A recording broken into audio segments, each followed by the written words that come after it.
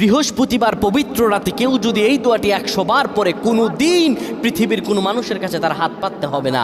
পৃথিবীর সব কিছু তার পায়ের নিচে আল্লাহ হাজির করে দিবেন। দারিদ্রতা থেকে মুক্তি দান করবেন, বিপদ আপদ থেকে মুক্তি দান করবেন, তার সম্মানকে সুউচ্চতা দান করবেন, অসুস্থতা থেকে দূরে রাখবেন। আল্লাহর অশেষ দয়া ও রহম তাকে দান করে দিবেন। সুবহানাল্লাহ। বৃহস্পতিবার রাত এটি গুরুত্বপূর্ণ রাত। এই রাত সপ্তাহে একদিন আসে। আরবিতে রাত আগে আসে, দিন পরে আসে। সুতরাং বৃহস্পতিবারের যে দিন গিয়ে রাত, এটি বৃহস্পতিবার রাত নয়, এটি শুক্রবারের রাত, এটি জুমাবারের রাত, এটি দোয়া কবুলের রাত, আল্লাহর কাছাকাছি হওয়ার রাত। সুবহানাল্লাহ। এই বৃহস্পতিবার রাত আল্লাহ তাআলা বান্দার দোয়া কবুল করেন।